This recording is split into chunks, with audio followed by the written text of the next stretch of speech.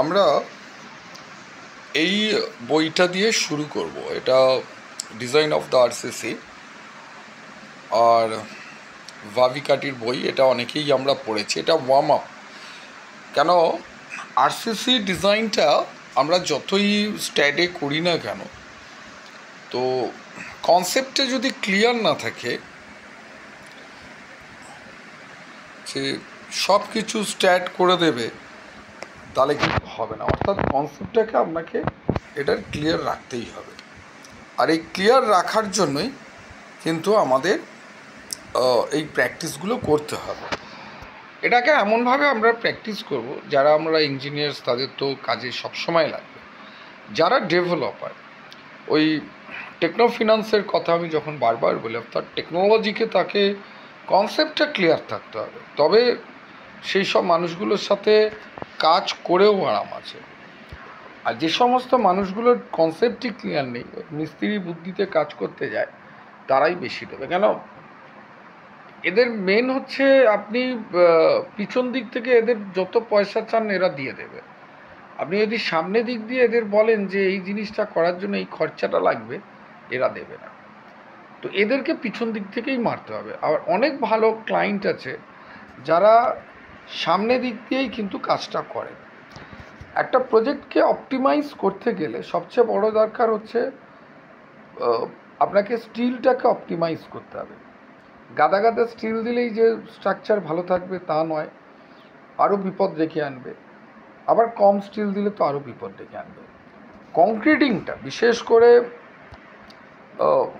যারা এই যে G+4 ছোটো বিল্ডিংগুলো বানাচ্ছেন বা ভুইপোর যারা প্রমোটার হয়ে গেছে, এই কংক্রিটিংটা দেখবেন এদের মুখে সবসময় এই কথাটাই লেগে থাকবে, আমরা অনেক বিল্ডিং বানিয়েছি।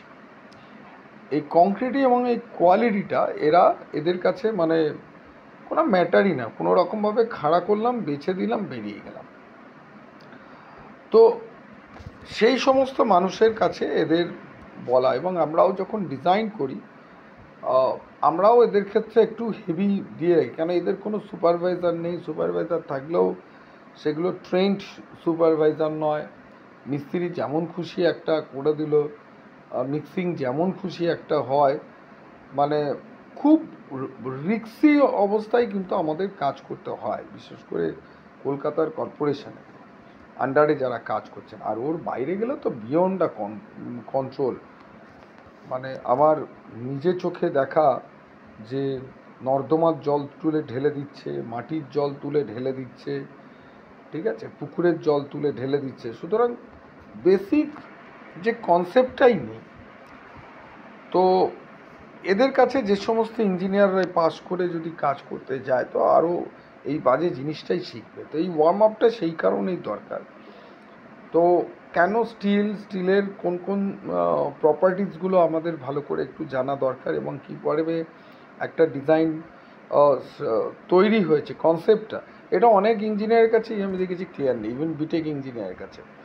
ঠিক আছে, স্টিল বেশি দিলে কি হবে, কম দিলে কি হতে পারে, এগুলো একদম ক্লিয়ার নেই।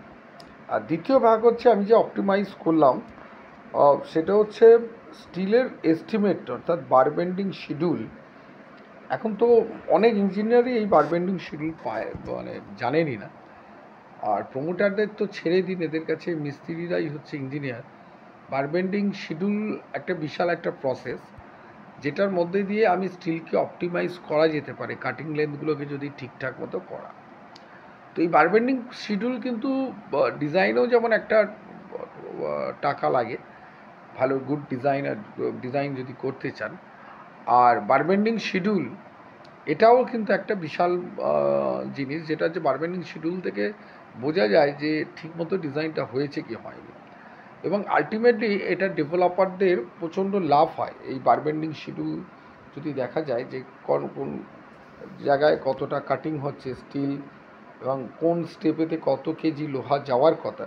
কেন বেশিরভাগ যে লেবার মিস্ত্রিরা কাজ করে ঠিকমতো কাজ করে না, কাটিং লেন্থ ঠিকমতো করে না, স্ক্র্যাপ কতটা হয় সেগুলো জানা উচিত, কত মিটারের লেন্থ আসা উচিত, অনেকেই জানেন না। এবং তার ফলে সেই স্টিলে মারাত্মক চুরিয়া, এবং পরবর্তীকালে মানে আফটারঅল তার যে প্রফিট মানিটা হওয়ার কথা শুধু অজ্ঞতার কারণে সেই প্রফিট মানিটা হয় না। তো এটাই হচ্ছে এটার গুরুত্ব। তো আগামীকাল থেকে আমরা শুরু করব স্টিল। ফার্স্ট শুরু ইন্ট্রোডাকশান একটু থাকবে ইয়ং মডিউলাস। এই ইয়ং মডিউলাস কাকে বলে? একটা স্ট্রাকচারাল ইঞ্জিনিয়ারিংয়ের শুরুই হচ্ছে ইয়ং মডিউলাস। এটা আমরা ক্লাস 8 থেকেই শুনেছি। তো আমিও অনেক ইঞ্জিনিয়ারকে জিজ্ঞেস করি যে ভাই ইয়ং মডিউলাস জিনিসটা কি। তো অনেকে বলে দিল যে strain by the Young modulus, বা কে আবিষ্কার করেছেন সেই নামটা আর বলতে পারে না। থমাস ইয়ং, তার নামটাই বলতে পারে না। এবং থমাস ইয়ং কে ছিলেন? ব্রিটিশ সায়েন্টিস্ট ছিলেন। 1800 শতাব্দীর যে মানুষটা, তার আবিষ্কারেতেই এই মডার্ন স্ট্রাকচারাল ইঞ্জিনিয়ারিংটা এই থমাস ইয়ং থেকেই শুরু হচ্ছে। তো সেইটা নিয়ে অনেকেই আর কি ঠিকঠাক আর কি বলতে পারেন না, আমি দেখেছি সেটা। তো যাই হোক, তো আগামীকাল আমরা শুরু করব এই স্ট্রাকচারাল ইঞ্জিনিয়ারিংয়ের স্টিলের প্রপার্টি দিয়ে। ভাজিকাটি থেকে আমরা শুরু করব। তারপর দেখা যাক যে কেমন হবে জিনিসটা। আশা করি আপনাদের ভালোই লাগবে। তো আপনারা সাবস্ক্রাইব করে রাখুন চ্যানেলটাকে, অ্যান্ড আশা করি তো ভালোই লাগবে। এবং বিশেষ করে ইঞ্জিনিয়ারদের, তারা একটু ওয়ার্ম আপ আমরা করতে পারবো। Thank you.